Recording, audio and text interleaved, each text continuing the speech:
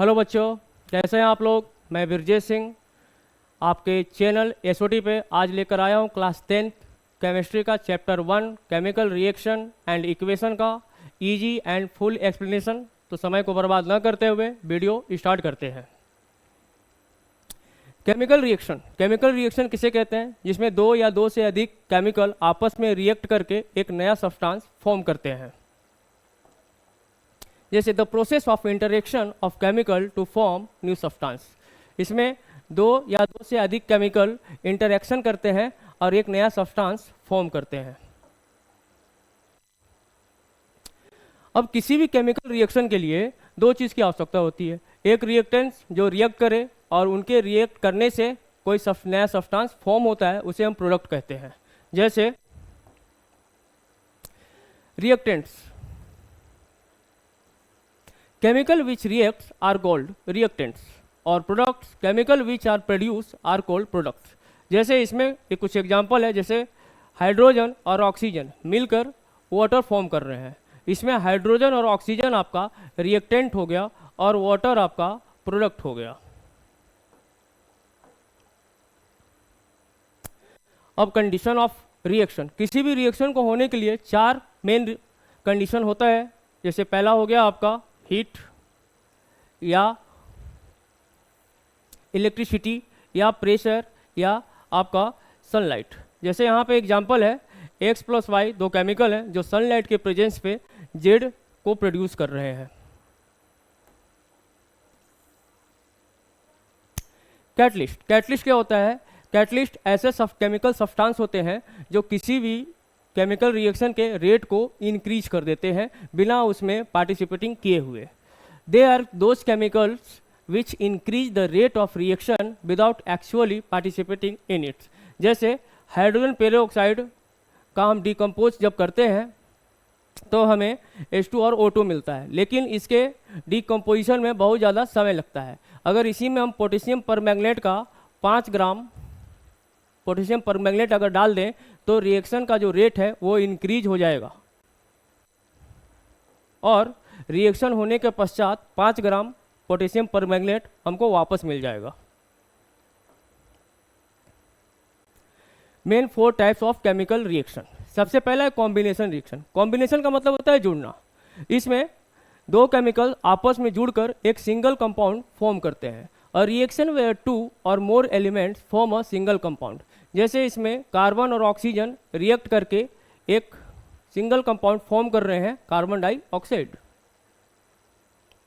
Decomposition reaction. Decomposition का मतलब होता है टूटना, ब्रेक होना। इसमें अ रिएक्शन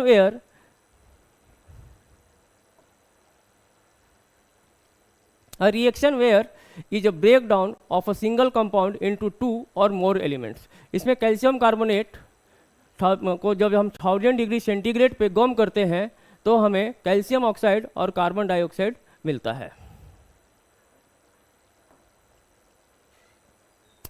डिस्प्लेसमेंट रिएक्शन एक तरह से जोर जबरदस्ती का रिएक्शन होता है। जैसे इसमें मोर रिएक्टिव जो एलिमेंट होते हैं वो लेस रिएक्टिव एलिमेंट को उसके प्लेस से उसको हटा देता है। जैसे यहाँ पे ए जो है वो मोर रिएक्टिव है बी से, तो ये क्या करेगा, बी को उसके प्लेस से हटाकर ए के साथ बैठ जाएगा और AC फॉर्म करेगा। जैसे यहाँ पे एग्जांपल है Zn + CuSO4 gives out Cu + ZnSO4। अब यहाँ पे Zn जो है वो मोर रिएक्टिव है कॉपर से, तो वो कॉपर को उसके कंपाउंड से रिप्लेस कर देगा और इसके जगह पे आके खुद बैठ जाएगा।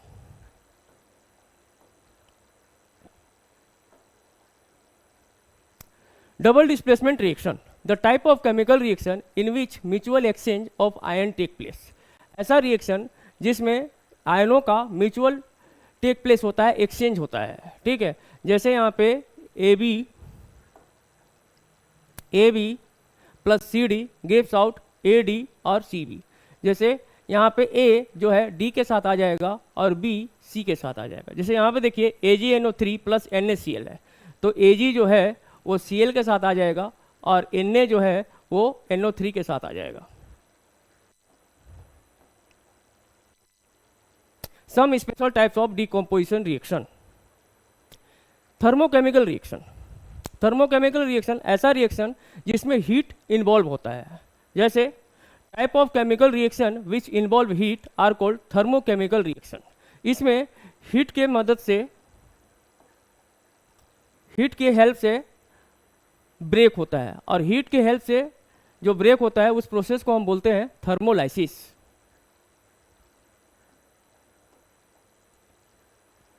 फोटोकेमिकल रिएक्शन ऐसा केमिकल रिएक्शन जिसमें लाइट के द्वारा कोई भी चीज़ ब्रेक होता है। जैसे a type of chemical reaction which involve light are called photochemical reaction. इसमें लाइट के मदद से हम क्या करते हैं, AgCl को ब्रेक कर देते हैं, और जो लाइट के द्वारा जो ब्रेक होता है उसे हम क्या उस प्रोसेस को बोलते हैं फोटोलाइसिस। इलेक्ट्रोकेमिकल रिएक्शन ऐसा केमिकल रिएक्शन जिसमें जो ब्रेक होता है वो इलेक्ट्रिसिटी के द्वारा होता है। इसमें इलेक्ट्रिसिटी इन्वॉल्व रहता है।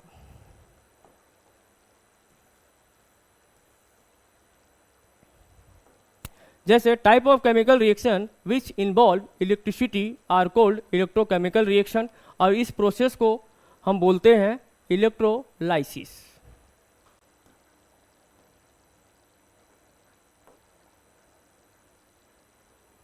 Endothermic chemical reaction, endothermic reaction जिसमें एनर्जी सप्लाई होता है, ठीक है, जिसमें हम एनर्जी की मदद से कंपाउंड को तोड़ने का काम करते हैं। जैसे इसमें कैल्शियम कार्बोनेट है, इसको अगर हम 1000 डिग्री सेंटीग्रेड पे गर्म करें तो ये कैल्शियम ऑक्साइड और कार्बन डाइऑक्साइड में ब्रेक हो जाएगा। और chemical reaction that works only if heat is absorbed. Exothermic reaction, exothermic reaction जिसमें एनर्जी बाहर की ओर निकलता है, एनर्जी आउट होता है। जैसे कैल्शियम ऑक्साइड और वाटर को जब हम रिएक्ट कराते हैं तो हमें कैल्शियम हाइड्रोक्साइड और हीट बाहर की ओर निकलता है। A chemical reaction that release energy through light और heat. Redox reaction, redox reaction में बहुत सारे बच्चों को डाउट होता है, लेकिन इस वीडियो को देखने के बाद रेडॉक्स रिएक्शन में बच्चों को किसी भी प्रकार का कोई डाउट नहीं होगा। रेडॉक्स रिएक्शन में दो भाग होते हैं, पहला आपका ऑक्सीडेशन और दूसरा आपका रिडक्शन। ऑक्सीडेशन किसे कहते हैं? The process of adding of oxygen और रिमूवल ऑफ हाइड्रोजन और इलेक्ट्रॉन। ऐसा प्रोसेस जिसमें ऑक्सीजन ऐड किया जाता है और हाइड्रोजन और इलेक्ट्रॉन को रिमूव किया जाता है, उसे ऑक्सीडेशन कहते हैं। Reduction, the process of removal of oxygen और एडिशन ऑफ हाइड्रोजन और इलेक्ट्रॉन। ऐसा प्रोसेस जिसमें ऑक्सीजन को रिमूव किया जाता है और हाइड्रोजन और इलेक्ट्रॉन को ऐड किया जाता है। अब किसी में से ऑक्सीजन निकलेगा तो कहीं ना कहीं जाकर वो ऐड होगा, तो दोनों प्रोसेस होना है। तो दोनों प्रोसेस होने के कारण रिडक्शन का रेड और ऑक्सीडेशन का ऑक्स मिलकर रेडॉक्स रिएक्शन बनता है।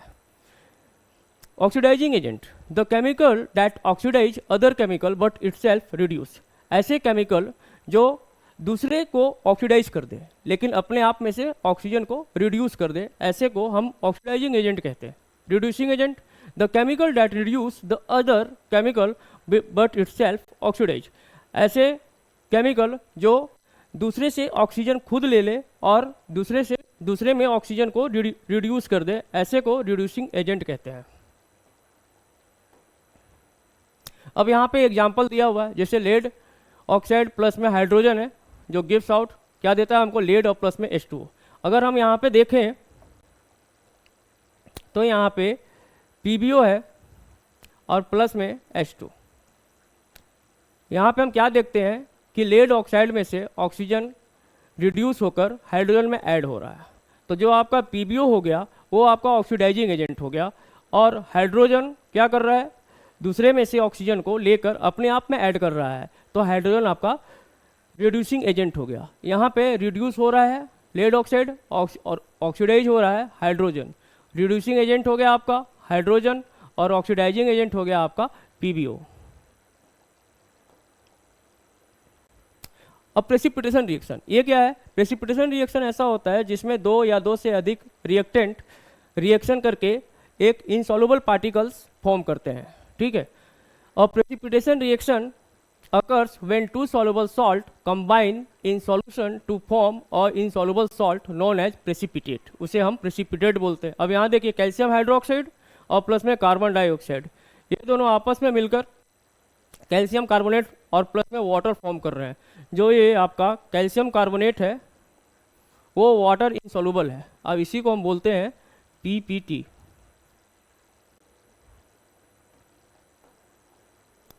डीकम्पोजिशन रिएक्शन के कुछ एग्जांपल्स हैं जो हीट के द्वारा हो रहा है, इलेक्ट्रिसिटी के द्वारा हो रहा है और लाइट के द्वारा ब्रेक हो रहा है। Important term for writing chemicals, ये आप 9th क्लास में भी पढ़ चुके होंगे, क्रिस क्रॉस मेथड।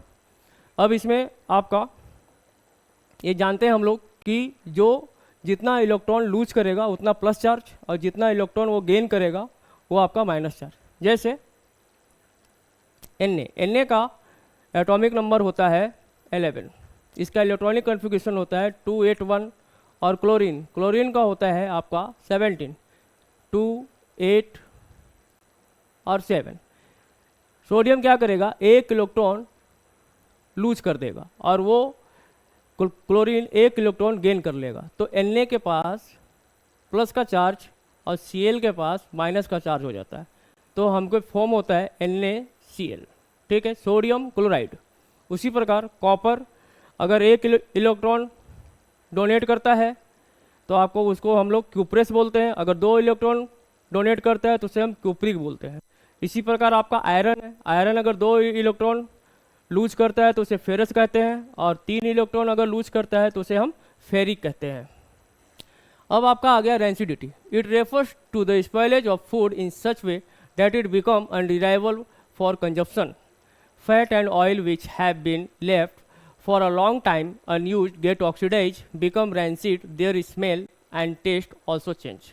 बहुत लंबे समय तक फैट और ऑयल वाले जो चीज़ होते हैं अगर वो अनयूज रहे तो उनके टेस्ट में क्या होता है, खराबी आ जाती है और स्मेल बदबूदार हो जाता है। इससे बचने के लिए हम लोग क्या करते हैं, चिप्स वगैरह जो पैकेट होता है, चिप्स एक बार जब बनता है तो ऐसा नहीं कि उसी दिन हम खा लेते हैं, 10 दिन 15 दिन 1 महीना होता है, तो उसको ऑक्सीडाइज होने से बचाने के लिए हम उसमें नाइट्रोजन गैस को फिल करते हैं। रस्टिंग एक ऐसा प्रोसेस है जो लोहे और लोहे के ऑब्जेक्ट के ऊपर लगते हैं। Rusting is oxidation of iron and iron object is take place in presence of air. It is a slow process. Due to rusting dust is formed of an iron object, it become orange iron oxide which is formed by the oxidation के कारण होता है और ये आपके oxygen और moisture के presence में होता है। ओवरऑल आपका इक्वेशन रस्टिंग का ये हुआ है। Corrosion is a natural process that converts a refined metal in a more chemically stable form such as oxidized hydroxide on sulfide। जैसे हमारा सिल्वर होता है, सिल्वर आपका कोरोजन होकर क्या होता है, काले कलर का हो जाता है। जैसे हमारा कॉपर होता है, कॉपर में जब कोरोजन का प्रोसेस होता है तो हरे कलर का हो जाता है। अब हमारे पास कुछ बैलेंसिंग क्वेश्चन है जिसको हम सॉल्व करेंगे। बैलेंसिंग क्वेश्चन को सॉल्व करने से पहले इस ऑर्डर का ध्यान रखेंगे।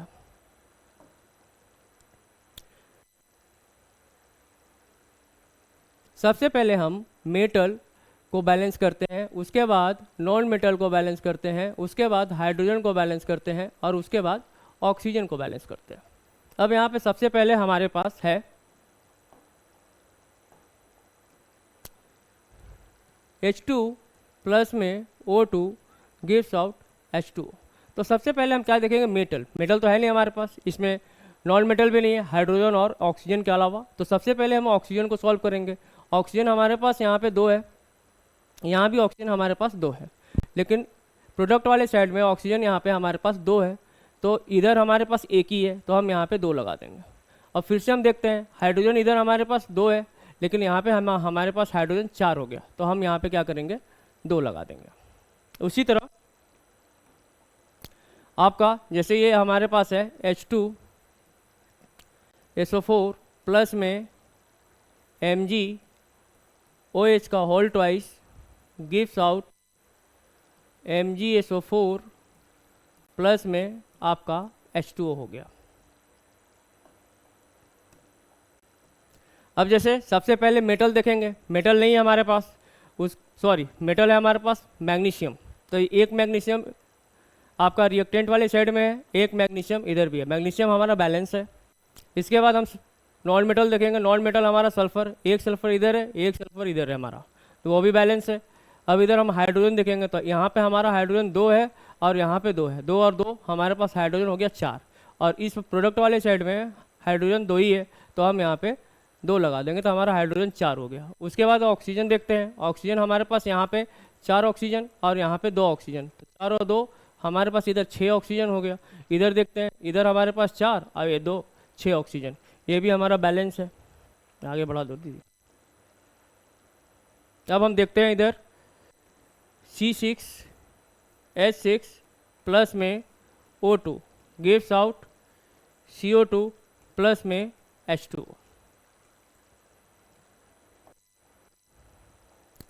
अब यहाँ पे देखते हैं कार्बन, कार्बन हमारे पास यहाँ 6 है, यहाँ पे कार्बन एक ही है, तो हम यहाँ पे 6 लगा देंगे, तो हमारा कार्बन बैलेंस हो गया। इसके बाद हाइड्रोजन देखते हैं, हाइड्रोजन हमारे पास यहाँ 6 है, यहाँ पे हाइड्रोजन 2 ही है, तो हम यहाँ पे 3 लगा देंगे, तो 3 2 जा 6 हो गया। इसके बाद यहाँ पे ऑक्सीजन आपका 2 ही है, इधर ऑक्सीजन आपका 6 2 जा 12 और ये आपका 3 इक्वल टू हो गया 15। अब जैसे ही ऑक्सीजन प्रोडक्ट वाले साइड में ऑड नंबर में आता है, पूरे इक्वेशन को 2 से मल्टीप्लाई कर देंगे, तो ये आपका हो जाएगा 2C6H6 प्लस में 2O2 गिव्स आउट आपका 6 2 जा 12 CO2 और प्लस में 3 2 जा 6 H2O आ गया। अब फिर से हम इस इक्वेशन को देखेंगे कि बैलेंस हुआ कि नहीं हुआ। तो हमारे पास इधर कार्बन 12 है, इधर भी कार्बन हमारे पास 12 है, ठीक है। इसके बाद हम हाइड्रोजन देखेंगे, हाइड्रोजन हमारे यहाँ पे 6 2 जा 12 है, यहाँ भी हाइड्रोजन हमारे पास 6 2 जा 12 है। और ऑक्सीजन को बैलेंस, ऑक्सीजन का जो बैलेंस है वो देखने के लिए प्रोडक्ट के साइड देखेंगे हम, ठीक है। तो इधर हमारा 12 2 जा 24 और प्लस में 6, ये 30 हो गया हमारे पास, ठीक है। और इधर हमारे पास 4 ही है, तो इस 30 को हम क्या करेंगे 2 से डिवाइड कर देंगे, 2 5 जा 10 हो गया आपका 15, इसलिए कैंसिल करके हम यहाँ पे 15 लगा देंगे। ये इक्वेशन हमारा बैलेंस हो गया।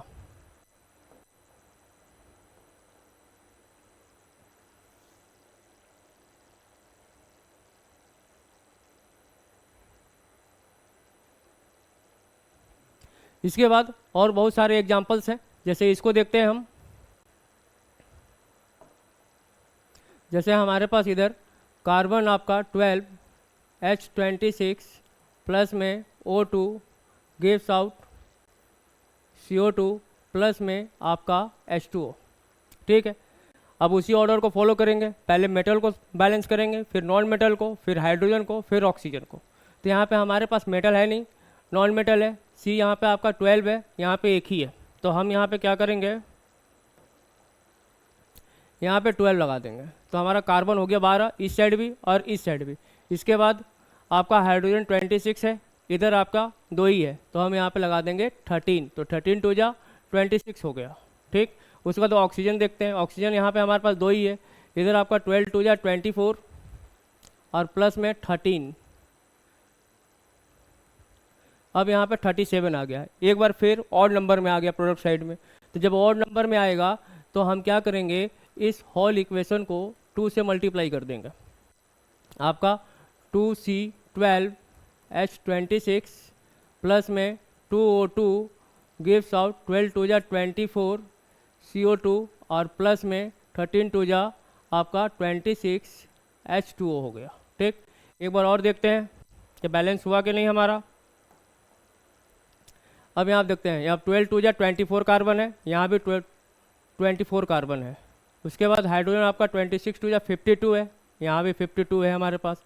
अब ऑक्सीजन को देखते हैं कि बैलेंस हुआ कि नहीं, इसके लिए हम प्रोडक्ट वाले साइड में देखते हैं। जैसे यहाँ पे 24 2 जा आपका 48 हो गया, अब यहाँ पे आपका 26, तो ये आपका हो गया 4 ये 7 74 हो गया। तो अब हम क्या करेंगे, इसे 2 से डिवाइड कर देंगे, 2 3 जा 6 और 2 7 जा 14। अब इस 37 यहाँ पे हम क्या कर देंगे, कैंसिल कर देंगे और यहाँ पे 37। इस तरह हमारा बैलेंस इक्वेशन हमारा बैलेंस हो गया। और कुछ एग्जांपल्स हैं जिसको आप करेंगे और कमेंट बॉक्स में हमें कमेंट करेंगे। धन्यवाद।